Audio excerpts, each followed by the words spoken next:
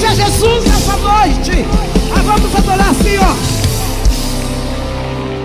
Como um farol que brilha à noite, como fonte sobre as águas.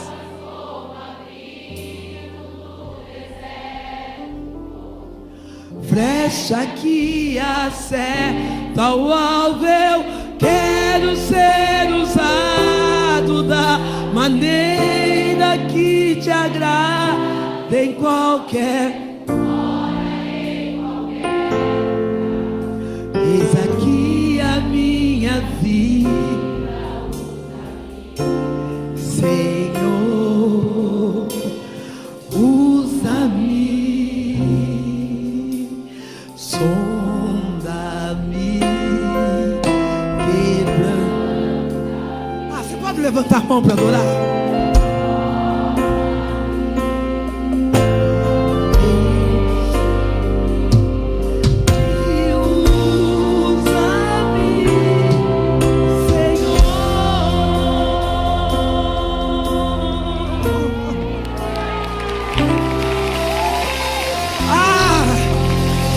O Senhor venha usar a cada um de nós.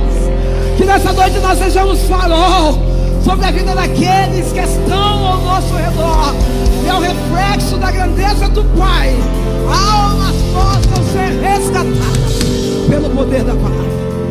Que coisa boa.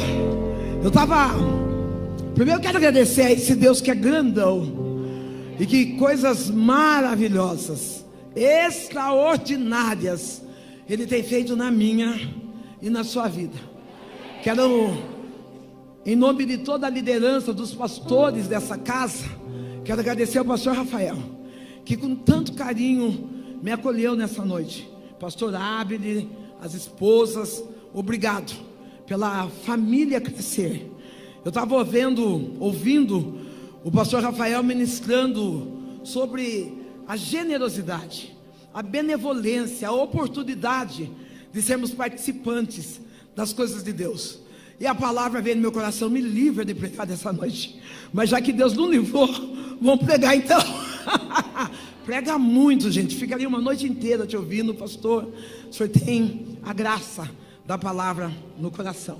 Antes de eu ministrar, quero apresentar meu material, porque depois, vai que eu esqueça, nós temos lá na frente, no stander, a camiseta do meu ministério, que é a imagem a face do leão. Nós temos da cor azul, azul marinho, preta, bege e verde, como essa que eu estou usando. Já saiu a Bíblia permanente, que vale para 2026, que já também está lá. E essa Bíblia também é personalizada, como eu digo, posso falar? Se Cristo comigo vai, eu irei. Então você que, no final deste culto, quiser contribuir com o meu ministério, está à disposição lá. Pastor, eu quero uma Bíblia. Compra lá, que vai ser um canal de bênção para mim e para você, amém? Livro de Isaías, capítulo 43, o verso é o 13. Quero agradecer aos músicos que, mesmo eu cantando em dó, ré, sol, lá, si, eles seguraram aí e não deixou eu passar vergonha. É que eu tiro 3 notas de uma vez só, vocês perceberam? Mas fica quieto. Mas a gente vai aprendendo, vai treinando, né? Tanto lugar para treinar na igreja chique.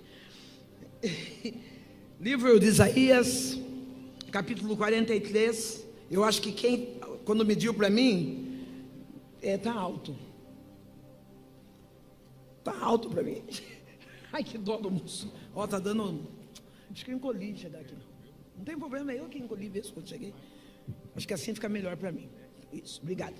E diz assim, ó, o livro de Isaías, o capítulo 13: ainda antes que houvesse dia, eu sou, e não há ninguém que possa fazer alguém escapar das minhas mãos. Operando Deus, quem impedirá? Eu não vou ser cansativa, mas quero que você olhe para a tua irmã e diga: sinais e maravilhas vai acontecer na tua casa. Pode sentar. Você está adorando ao Senhor.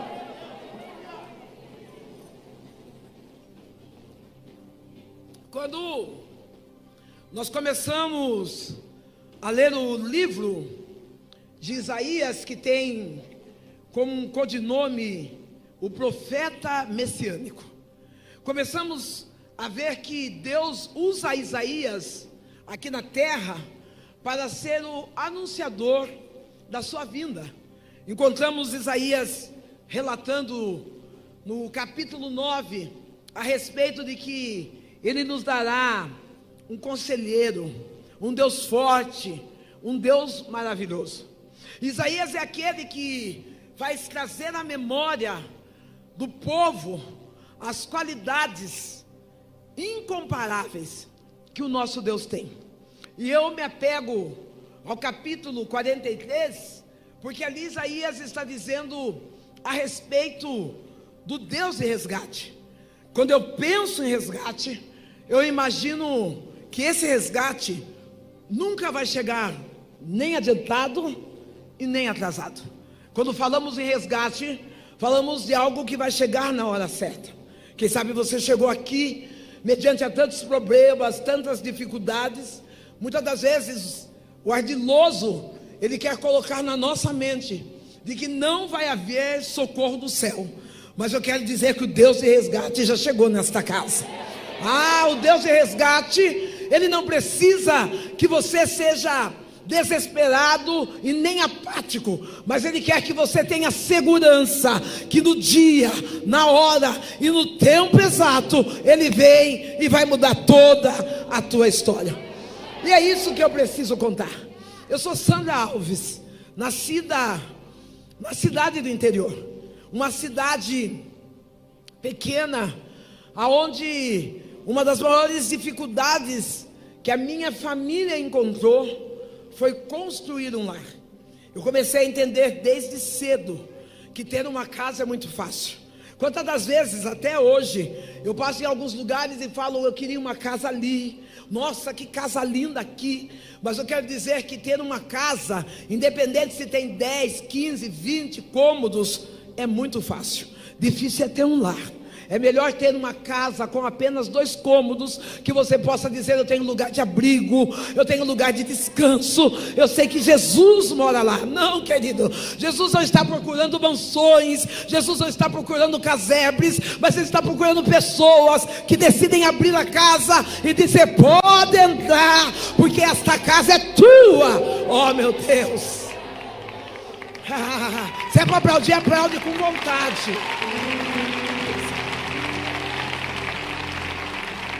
Quando eu criança, naquela casa cheia de dificuldades, um pai que perde as qualificações de homem, de sacerdote, porque ele esquece quem ele é, porque ele fica pautado no vício da bebida. Meu pai era um homem alcoólatra, ele bebia em torno de 2 a 3 litros de pinga pura por dia. Eu vi faltar pão, eu vi faltar arroz, eu vi faltar coisas básicas dentro da minha casa, mas eu não vi faltar a bebida. Através da bebida, o meu pai era um homem agressivo, um homem que tinha uma palavra dura e a mão pesada. Eu tenho até dificuldade da colocação como filha aqui no altar, porque para mim dizer que meu pai foi um bom pai, vai contramão daquilo que ele era como pessoa dentro da casa. Mas o meu pai não era agressivo comigo, eu nunca apanhei do meu pai, mas o meu pai nunca trouxe uma palavra de incentivo, nunca trouxe eu achei, eu quero te ver. Eu nunca recebi um carinho paternal daquele homem. O que eu tenho na minha memória é um homem que trazia agressões verbais sobre a vida da minha mãe, batia na minha mãe com panela, com faca, com aquilo que vocês imaginassem. Uma casa cheia de dores, uma mulher infeliz que tinha na mente, casei e vou ter que ficar até o fim. Naquele casamento falido, a minha mãe, ela tinha uma única fala: Deus vai fazer alguma coisa. Nós não conhecíamos um Deus que anda, um Deus que fala, um Deus que vê e um Deus que resgata. Não existe em nenhum lugar um Deus que seja maior do que o nosso Deus. Enquanto nós estávamos afastados desse conhecimento, nós recorríamos às outras religiões. Manifestava no coração da minha mãe outros comportamentos religiosos. Eu lembro que num dia de um problema de estrutura da casa, entope o esgoto ou fossa, porque eu era muito jovem, muito criança, e vem um homem em casa e quebra o piso daquela casa e deixa aberto. Foi resolvido o desentupimento do local. A casa onde nós morávamos eram 7 casas no mesmo quintal. Aquele esgoto ou aquela passagem era no meio da minha casa, das 7 casas. Eu lembro que um dia, chegando da escola, o que tinha de prato de comida era arroz. Eu estou sentada comendo meu arroz e eu olho para aquele buraco, aquela vala dentro da cozinha. Quando eu olho para a vala dentro dali, eu vejo fezes. E naquelas fezes tinha envolto carne, tinha vestígios de coisas verdes. Eu falo que é alface, mas pode ser qualquer outra coisa verde. E eu disse para minha mãe: mãe, esse cocô não é nosso, porque hoje nós não comemos nem carne e nem alface. Eu sei o que é a miséria, eu sei o que é a pobreza, eu sei o que é viver em estado vulnerável, esperar términos de feira para pegar resto daquilo que sobrou para colocar na mesa da casa. Uma das coisas que mais mexeu com o meu psicológico, que quando criança eu tinha uma necessidade. Eu tinha o quê? Eu precisava de palavras de alta afirmação. Eu necessitava que alguém dissesse para mim: você é linda, você é inteligente, você é esperta. Porque na minha casa, quando eu chegava com uma novidade, com um processo de alfabetização, quando eu chegava com desenho, quando eu chegava com algo extraordinário para mim, da escola, minha mãe estava cansada demais, meu pai estava alcoolizado demais. O que eu escutava era: você é burra, você é sapeca, você é desastrosa. E eu tinha aquela atrofia de crescer, de me desenvolver como pessoa. Eu quero deixar 2 mensagens para o teu coração. Você não precisa de elogios de ninguém, porque o maior elogio já aconteceu na cruz do Calvário, quando Jesus Cristo entregou a própria vida por você. Não para com essa autopiedade, com esse vitimismo, dizendo: saí e ninguém viu que eu estou arrumada, que eu estou bonita. Jesus Cristo te viu e isso é suficiente. Eu imagino a trama que Satanás fez para que você não chegasse aqui nessa noite. Talvez ele brincou com o seu guarda-roupa, brincou com o seu sapato, brincou com o teu cabelo, mas você venceu as dificuldades e disse: eu vou para adorar. E o verdadeiro adorador, ele se importa assim com o lado de fora, mas ele primeiro arruma o lado de dentro.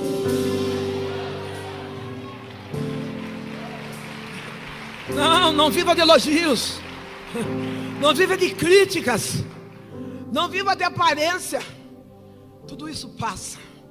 A Bíblia diz que Jesus, ele procura verdadeiros adoradores que o adore em espírito e em verdade. Não, a Bíblia não está citando que ele procura quem é mais cabeludo, quem é mais magro, quem é obeso. É quem adora, independente das circunstâncias, independente das dores da alma. Você decidiu adorar, e decisões definem o nosso destino. Ah, querido, eu lembro daquela casa. Sou filha única. Quanta falta de afeto, quanta falta de amor. Olhava para o pai de uma amiga que é amiga pessoal minha até hoje. Essa amiga, quando nós saímos da escola,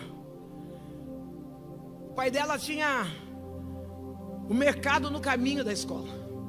O pai dela já ficava na porta do mercado esperando. Quando ela vinha vindo, ele já erguia os braços para esperar, e ela ia correndo. Ela abraçava, erguia aquela filha e dizia alguma coisa. Parece que eu vejo ainda os olhos dela brilhando, ela recebendo o carinho daquele pai, e eu parada sonhando com apenas um abraço. Eu vou dizer para você, pai, talvez você ache que para você ser um homem de sucesso, você precisa trabalhar 23 horas, ter pouco tempo de relacionamento com seus filhos dentro de casa. Se você soubesse o valor do abraço, se você soubesse como inspira um filho através de apenas um toque verdadeiro de um pai. Eu sei que ninguém quer viver mendigando. Eu não estou falando de passar o dia levando da brincadeira, mas eu estou falando de afeto, de oportunidade de expressar o valor da família. Isaías estava dizendo isso ao povo de Israel, ainda antes que todos os problemas chegassem. O Deus de resgate já está aqui. Ainda diante de tantas adversidades que chegam sobre nossa casa, sobre o nosso lar, sobre a nossa família, sobre o ambiente de trabalho, Deus já se faz presente. Como paternidade, você como homem restaure a sua paternidade dentro de casa. Eu sempre falo a respeito do pai solo, que muitas das vezes acha que aquela pensão de R$150 está sustentando a mulher. Ele fala, eu dou 150 e a mulher está gastando, está fazendo escova, está fazendo unha. Ô filho, não dê nada, mas dê amor ao teu filho. Vá lá e abraça teu filho, assuma aquilo que você fez, porque não tem dinheiro que pague a aliança, a juntura de familiar de uma casa. Aquele homem vendo o déficit, a carência, como menina de 7 anos. Um dia eu estou passando sozinha da escola, ele me espera com aquele abraço. Ele me pega nos braços, me abraça e diz, tem desenho, Sandra? Eu falei, eu tenho. Eu mostro o desenho para ele, e ele diz, que desenho lindo, como você é inteligente, como você é uma menina esperta. Eu cheguei em casa toda feliz, porque alguém tinha visto que eu sabia desenhar, tinha visto que era esperta. Esse homem não fez isso uma vez, ele fez uma, duas. Em qual espaço de tempo? Não sei dizer. Pode ser um dia sim, um dia não, pode ser um mês, mas o que eu sei é que aquele homem conquistou o meu carinho, conquistou a minha confiança. E quando ele sentiu que eu estava vulnerável à presença dele, ele usa uma das piores armas que uma pessoa pode enfrentar: a dor da pedofilia. Aquele homem me leva até o banheiro daquele mercado, e eu passo a ser estrupada por aquele homem. Naquele lugar de dor, muitas das vezes, como criança, foi o meu lugar de abrigo. Como assim?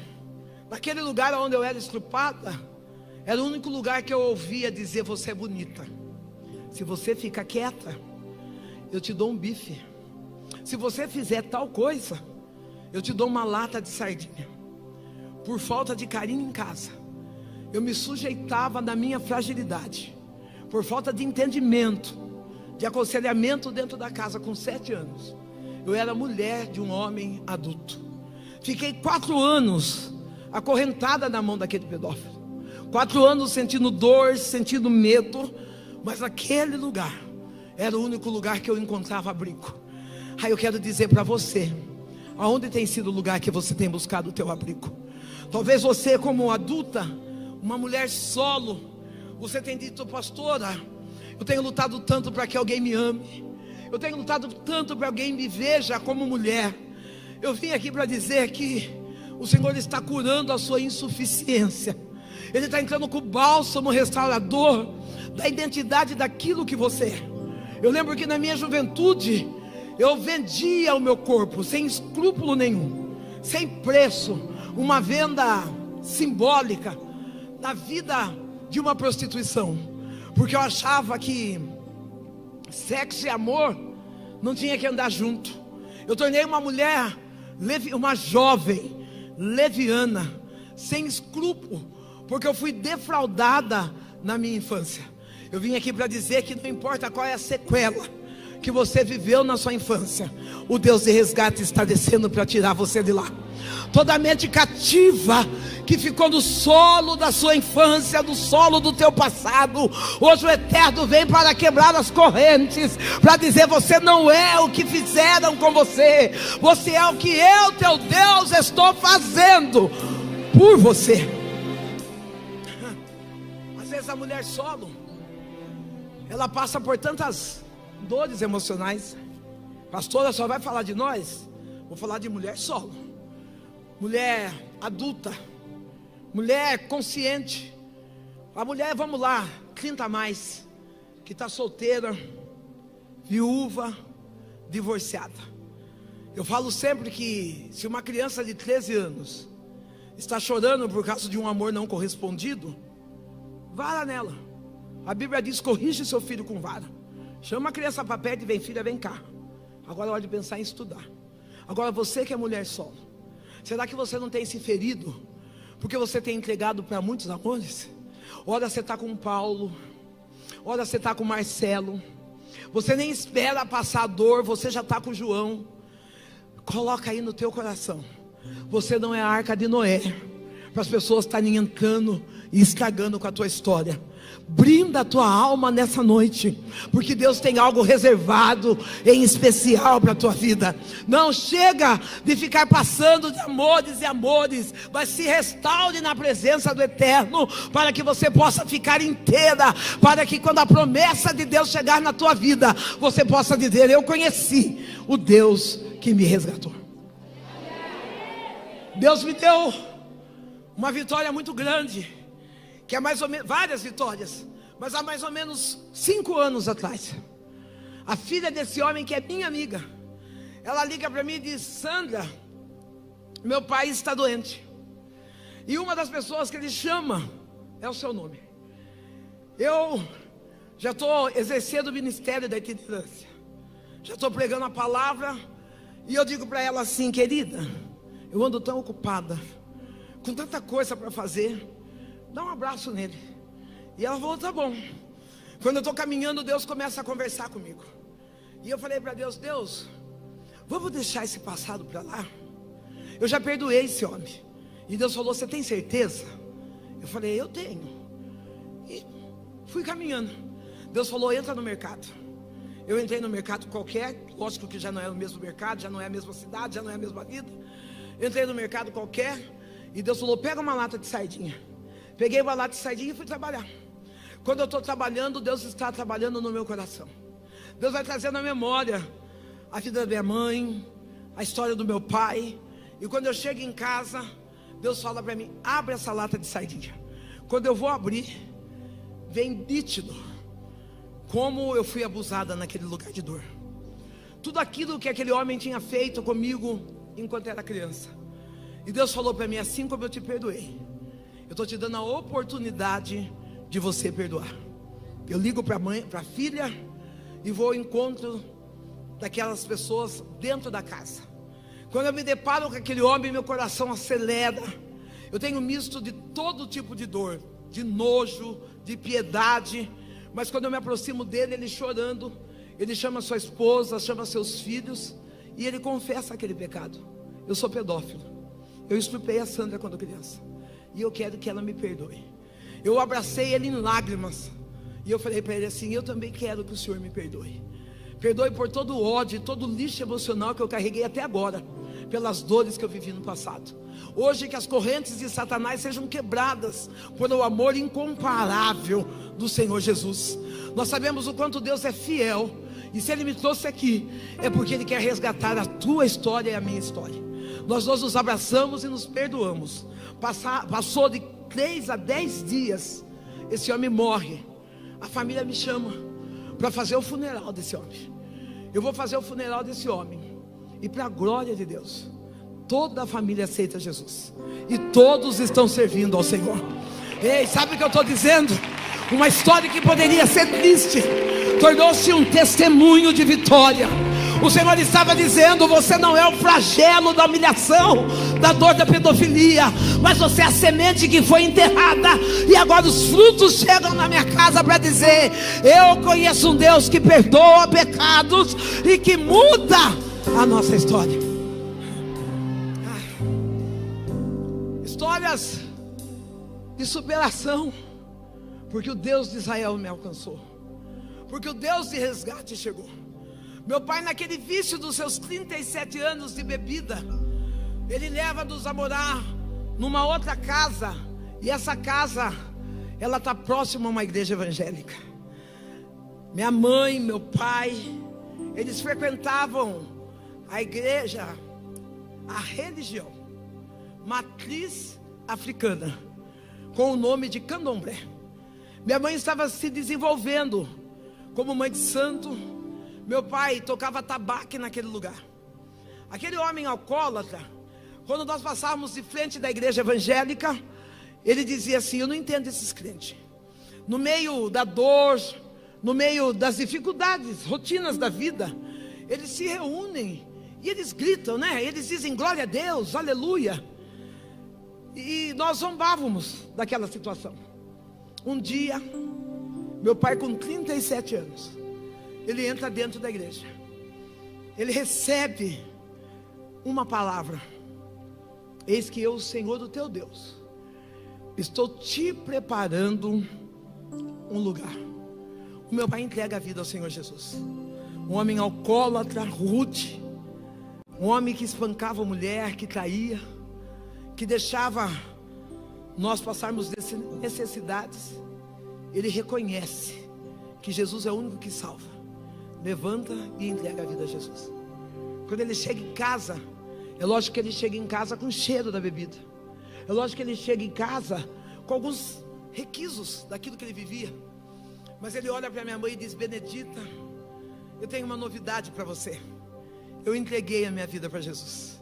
A minha mãe, ao invés de saltar de alegria por aquele momento, talvez não, com a certeza de não conhecer o Deus de resgate, ela pega a Bíblia da mão do meu pai e bate nele, ofende ele com palavras, descarrega todas as suas dores em cima daquele homem. Aquele homem que era acostumado a bater, ele está parado, as lágrimas estão caindo dos olhos.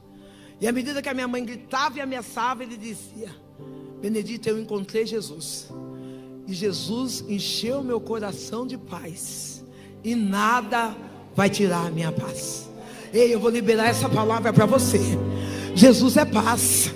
Não importa as tempestades que você esteja vivendo, mesmo no meio do caos, é necessário que você se sinta seguro, porque Jesus é aquele que nos dá tranquilidade, mesmo diante da tempestade. É fato que tem medo, é fato que tem dores, mas nós não podemos perder o equilíbrio. Declare comigo: eu encontrei Jesus, Ele é a minha paz.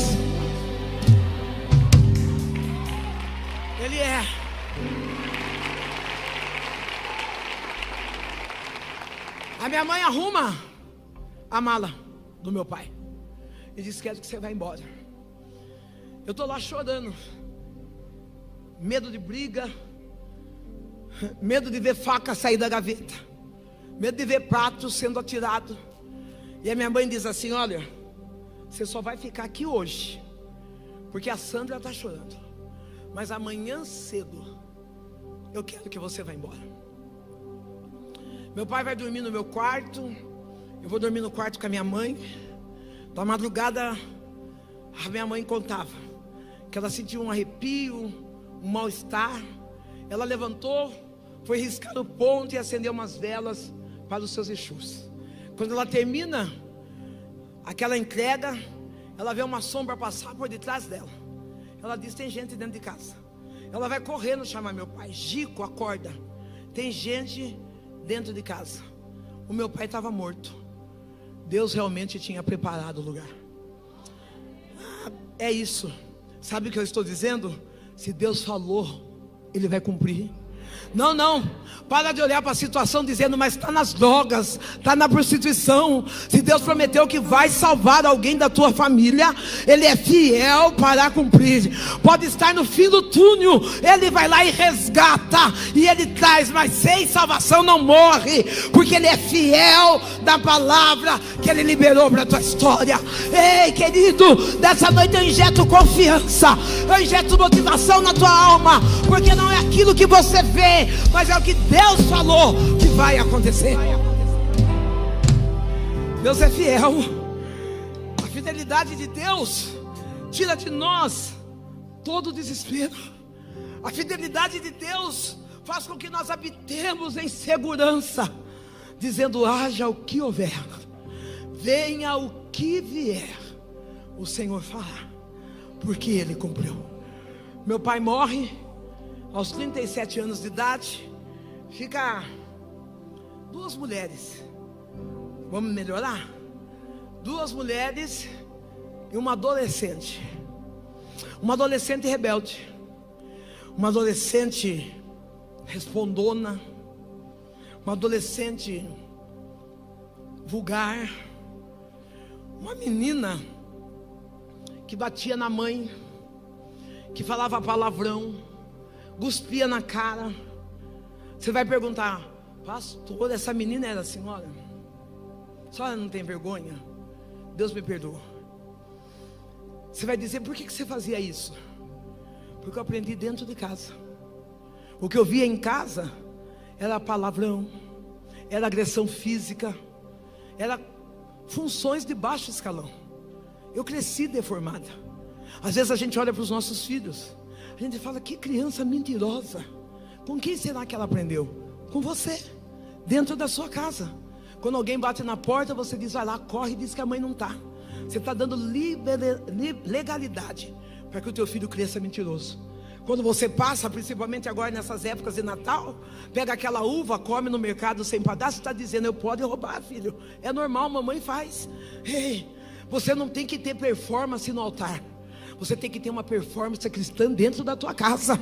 Você tem que ter atos de evangelismo no meio da tua família. É lá que as pessoas precisam olhar para você e dizer: ali segue, ali vai, ali tem uma Bíblia ambulante que reflete a glória de Deus. Cuidado com o que você libera na sua casa. Cuidado com o que você libera no meio da tua família. Cuidado dos imposicionamentos que você coloca dentro do seu lar, porque o teu filho será o reflexo daquilo que você é dentro do seu lar. Eu sei que é difícil, mas a verdade é isso. Eu replicava, eu imitava aquilo que o meu pai era: agressiva, rude, sem amor próprio. Eu posso profetizar nessa casa? Você que está de blusa, tenha calma e não levante todo mundo de uma vez só, que eu falo devagar e para que eu possa também ter o tempo de receber aquilo que Deus está falando no meu coração. Essa senhora moça, essa jovem loira de blusa preta, fica de pé, por favor, querida. Relemaia choui, releio edide folde nihekes. Quando eu falo de marcas do passado, eu falo com uma mulher que reconhece o que é ser marcada. Redei que molde de sirra. Eu olho para um muro que cai, e você diz assim: Senhor, não tem mais como ser como antes. Mas o Eterno diz que Ele vem vindo com bálsamo de cura, uma cura interior sobre a tua vida. As perdas que você viveu no passado não se compara com a restituição que Deus vai dar sobre esse presente. Ele me traz aqui, e diz assim: acalma o teu coração, porque assim como eu estive olhando a tua dor no passado, sou eu, Deus, que estou te curando no presente, para que você caminhe plena e segura para um bom futuro. Só eu, Deus, que tem um plano sobre o teu respeito, diz o Senhor.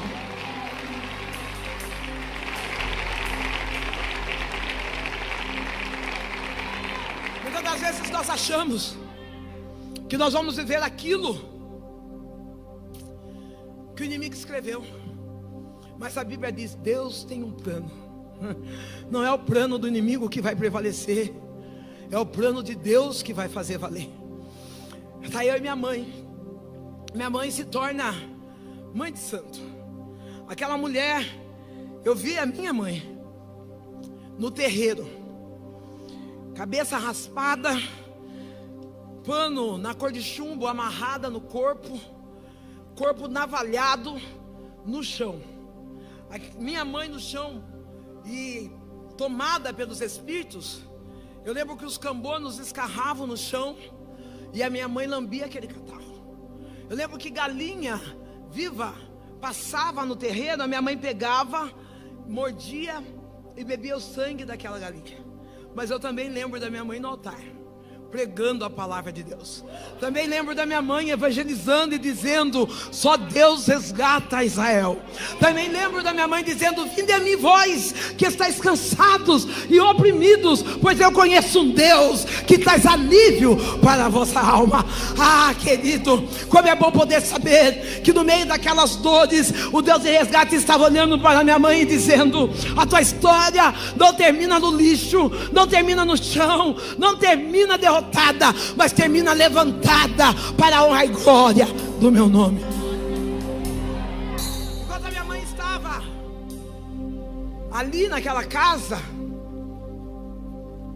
do candomblé, nós estávamos viciadas na bebida, e às vezes todos que estão fora do plano de Deus tem um vazio da alma.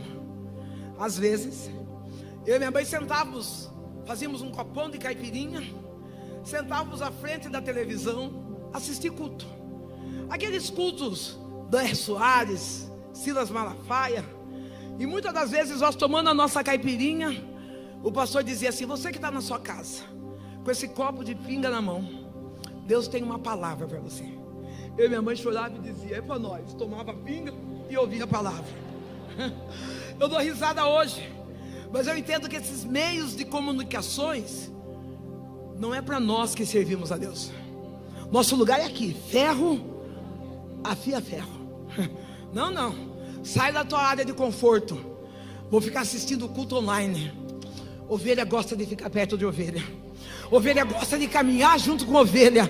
Pastora, mas tem umas ovelhas que eu não vou com a cara dela. Você não sei com a cara de ninguém, nem com a sua cara mesmo. Mas vem para adorar ao Senhor, vem para exaltar ao Senhor, vem firme para fazer aquilo que Deus determinou para você fazer. Deixa a televisão, os meios de comunicações, para aqueles que ainda não tiveram força como você. Talvez você diga: eu sou tão fraco. Fraco é Satanás, porque mesmo fraco você chegou aqui. Você pode ser até fraco, mas não é limitado. Na tua fraqueza você encontrou forças e grandeza para chegar até aqui.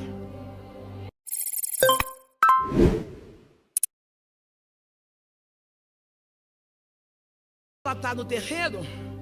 Eu estou praticando atos vulgares. Falei isso aqui hoje porque a igreja é chique. Vou falar uma coisa que eu aprendi esses dias. Eu era Job. Aprendi esses dias, nem sei se é de verdade esses negócios. Eu era uma menina da rua, eu não poderia dizer prostituta, porque talvez eu era muito menos do que isso. Eu era uma mulher acorrentada por espíritos malignos. Eu tinha atos de libertinagem ao ar livre. Com quem? Qualquer um. Vivia alcoolizada, vivia tombando para lá e para cá. Quando Deus começou a traçar minha história, e hoje eu entendo assim, eu ia na frente da igreja, eu ia com aqueles shorts agarrados, aparecendo na minha bochecha, a camiseta bem acima do umbigo, ficava na porta da igreja dançando e tentando seduzir os homens e mulheres de Deus. Enquanto eu estou falando, tem um menino que está de blusa preta e uma corrente prata. Fique de pé.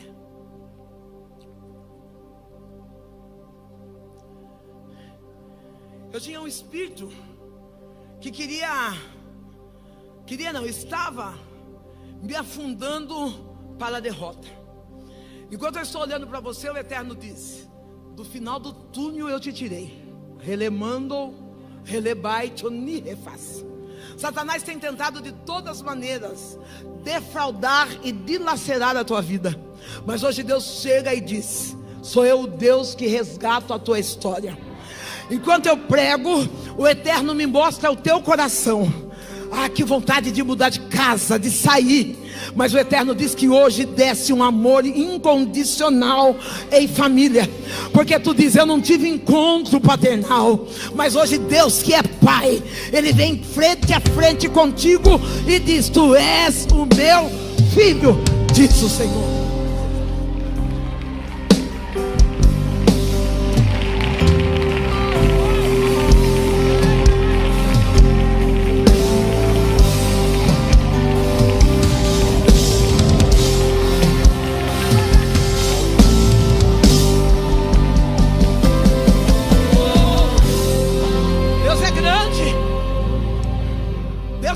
Que abre caminho aonde não existe caminho. Ele é criador de todas as coisas. Quando eu chegava na frente da igreja, pastor Rafael, as pessoas, algumas, tinham aquele título horrível.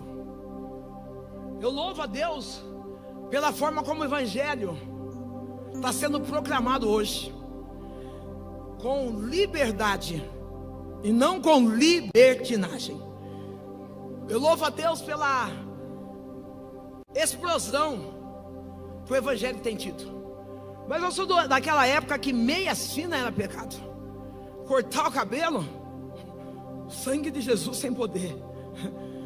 Mas a língua a gente nunca esquecia. Eu lembro que algumas pessoas olhavam aquela menina possuída de espíritos maus, na porta da igreja, suja no externo e no interno. Algumas olhavam com desdém, como se dissesse: não é ninguém. Outros olhavam e diziam: essa aí vai para o inferno. Eu vou deixar algo que eu tenho certeza que o pastor Rafael já pregou nessa casa. A Bíblia, ela declara que Satanás, ele não tem a chave do inferno. Não é você que está com ela, né, querido? Para com esse negócio de mandar os outros para o inferno. Pare com esse negócio de ficar julgando que para fulano não tem mais salvação. A Bíblia diz do livro de Lucas, capítulo 1, verso 37, que para Deus não existe nada impossível. Eu queria que a senhora de calça branca fique de pé um pouco. É a senhora mesmo. Eu sei que parece que é a mãe da menina que cuidou de mim.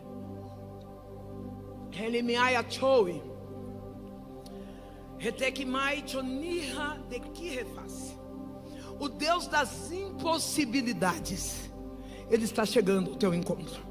Enquanto eu olho, o Eterno diz: a palavra foi de maldição, solidão.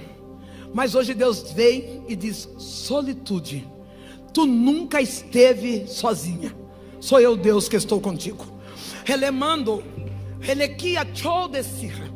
Vejo Deus visitando quem você gerou. E tu diz assim: ah, se entrasse na linha eu descansava a minha alma. O Eterno diz: tem muita vida pela frente ainda. Tu viverá milagres e verá milagres acontecer no meio dos teus filhos. Vejo um avião indo para fora do país, e o Eterno está dizendo: eu não fiz a promessa, eu sou fiel para cumprir a promessa sobre a tua casa. Descansa, o Deus de resposta chegou aqui.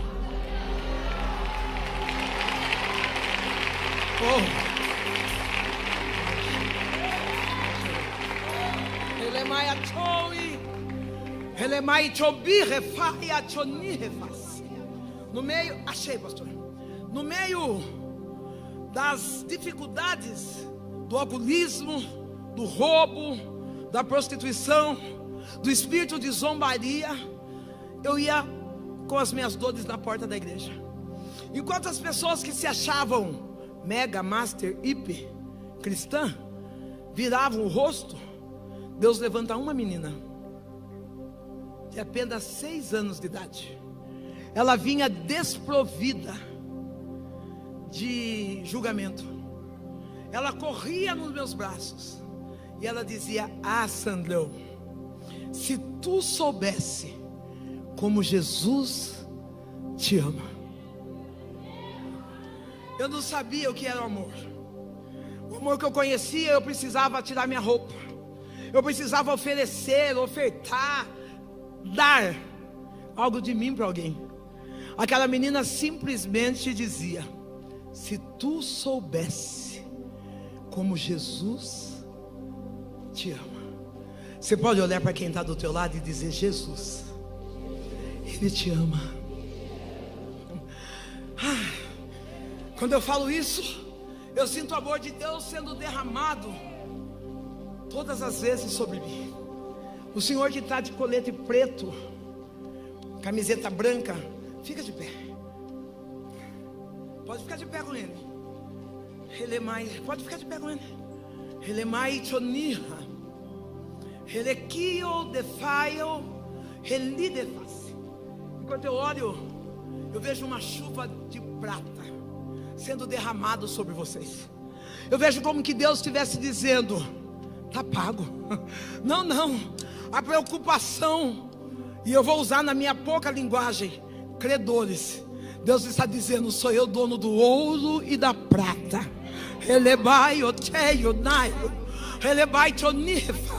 Eu vejo Deus levantando empreendedor, não um falido.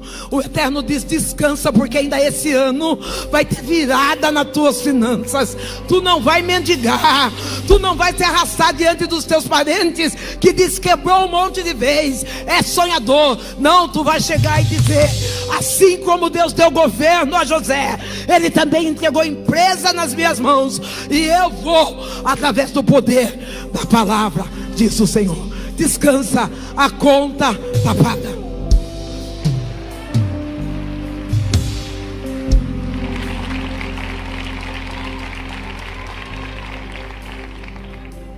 Aquela menina, um dia ela chega em casa, bate palma, eu vou atendê-la. Ela diz: Sandrão, vai ter culto na minha igreja. 6 anos. Eu falei: é? Ela falou: e o meu pastor disse que quem levar uma visita vai ganhar um presente. E eu disse para os meus pais: a minha visita é a Sandrão. Eu olho para ela, minha perna bambeia, porque eu conheço. Eu conheci aquelas igrejas que trabalhavam a nível exorcismo. A pessoa caía rolando e o pastor começava: qual é seu nome? Quando você vai? Quem é você? Eu falei: eu vou cair, vou ficar uns 5 meses dando relato. Eu falei: eu não vou. Eu falei: ah, mas não vou mesmo.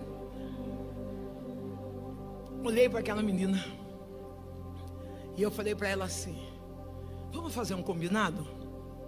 Eu só vou na sua igreja o dia que você for na minha.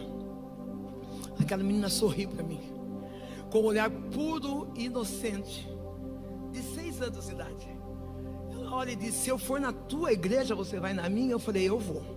Ela falou assim: então espera, que eu vou pedir para o meu pastor, se ele deixar, eu vou. Eu fiquei tranquila, porque o pastor dela sabia quem eu era, sabia da vida leviana que eu e a minha mãe vivíamos. Aquela menina foi embora. Passado em torno de 7, 9, 10 dias, eu sei que ela chegou em casa numa noite de sexta-feira. Nessa noite de sexta-feira, essa menina bate palmas e ela diz: Sandrão, eu vim para ir na sua igreja. Eu falei: na minha? Ela falou: é. Eu falei com o meu pastor. O meu pastor disse que eu posso ir tranquila, porque o próprio Deus vai comigo. Tem palavras chaves na fala dessa criança. Ela vai confiante, porque ela não era, embora uma menina de 6 anos, eu aprendi através da vida dela que ela não era uma cristã aventureira. Ela tinha casa, ela tinha lar, ela tinha igreja, ela tinha pastor. Talvez você está passando dificuldades na vida porque ainda você não se submeteu a uma liderança cristã. Você ainda quer andar na base da adivinhação da mãe Candinha, quer andar cercado de poderes. O Eterno está dizendo: quanto mais você desce, mais a minha glória te alcança. Deus, Ele não está preocupado com os dons e talentos que eu tenho, mas Ele está preocupado com a intimidade de relacionamento, quando está eu e Ele sozinho na casa. Aí Ele diz: tem espaço para eu entrar, tem espaço para que eu possa deixar que você diminua e eu cresça através de você. Para de correr atrás de bênção. A Bíblia é clara: as bênçãos te acompanharão. Tem dia que eu ando, pastor, eu vejo a bênção andando atrás de mim, dizendo: vai devagar, Sandra, que as portas estão se abrindo. Vai devagar, Sandra, que aquele que falou vai fazer. Fica tranquilo que a família crescer já está ligando, você vai pregar lá. Fica tranquilo que Limeira já vai conhecer seu testemunho. Vai devagar, não corre, porque eu, Senhor teu Deus, estou contigo. Vai devagar. Eu vou conjecturar um negócio aqui. Conjecturar, depois você vai ver o que quer dizer isso aí para mim explicar para eles. Sei lá quando eu tirei isso agora.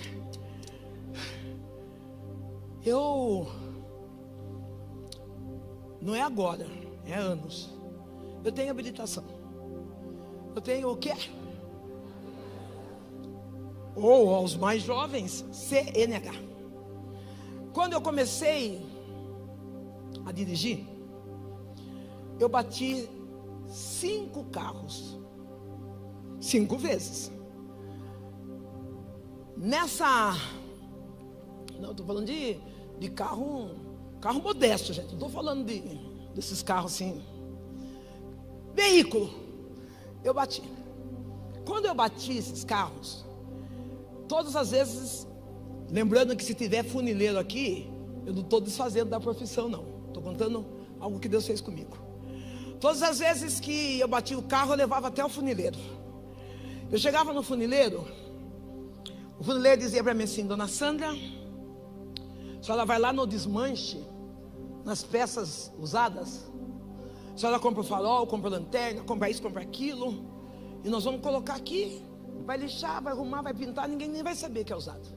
E eu ia lá e fazia. Eu entrei no campo de futebol com o carro, eu puxei caçamba, eu derrubei muro. Quando eu saía com o carro, Deus falava: anjo, para tudo e vai guardar ela. Porque carro a gente conquista, agora a vida é uma só.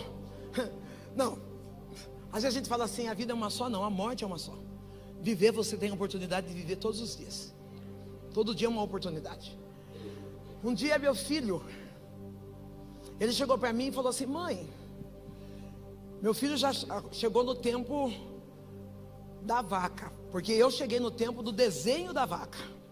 Meu filho, sabe, ele falou assim: eu nasci na vaca magra, né? Quando eu nasci nem vaca tinha, era só o desenho. Meu filho chegou já com a vaca. Meu filho falou: mãe, por que a senhora não compra um carro zero? Talvez a senhora bate, porque é carro usado, é carro não sei o que. Compra um zero. Eu comprei em 10 dias, sem seguro, carro zerinho, nem placa tinha. Eu falei: agora. Falei: o que eu vou fazer? Lá vou no funileiro. Ele falou: mãe, a senhora não vai no funileiro. Falei: filho, eu vou ficar andando com o carro amassado assim? Não, porque eu andava um pouco com o carro amassado e colocava adesivo, sabe? Se Cristo comigo vai, eu irei. Foi Deus quem deu. Ia tapando, né? Mas tinha batida que não dava. Eu falei: filho, eu vou andar com o carro assim? Ele falou: mãe, a senhora vai levar esse carro no martelinho de ouro. Falei: tá bom. Se eu levasse no funileiro, simbolicamente falando, ia ficar R$1.000.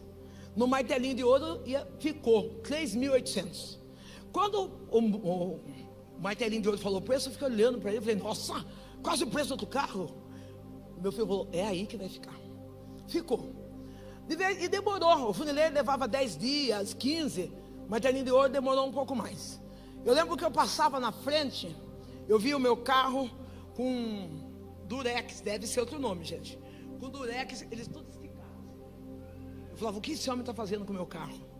Um dia eu fui lá perguntar para ele: Primeiro eu falei para Deus, Deus, quando eu tirar aquele carro, eu vou vender e não vou dirigir mais. Eu não sou capaz. E Deus falou assim: eu te faço capaz. E Deus deu as duas chaves. Se você tem medo de dirigir, pega essa chave. Você bate o carro, Deus falou para mim, porque você é distraída e perdeu o foco. Está olhando demais para o retrovisor e esquecendo de olhar para o para-brisa. É verdade. Eu ficava preocupado com o caminhão que vinha vindo atrás. Quando eu vi, eu estava subindo em cima do ônibus que estava na frente. Eu me distraía muito. Eu trago essa lição para a vida. Quantas das vezes nós nos frustramos, batemos a cara, quebramos a cara, porque nós estamos olhando, em 1900 eu já passei por isso. Pá! Para de olhar para trás. Para de olhar para o retrovisor da sua vida. A ordem de Deus é olhar para frente. Não se distraia com aquilo que já aconteceu. Você não é mais o que estava no passado. Você é uma nova criatura. Você tem direito de viver o presente. Aquele martelinho de ouro, eu fui perguntar para ele, você não vai fazer nada não? Você vai ficar só dando marteladinha no carro e puxando com esse durex aí? Ele falou, Ele falou, olha, dona Sandra, é que aqui nós não trocamos peça, nós restauramos as peças originais.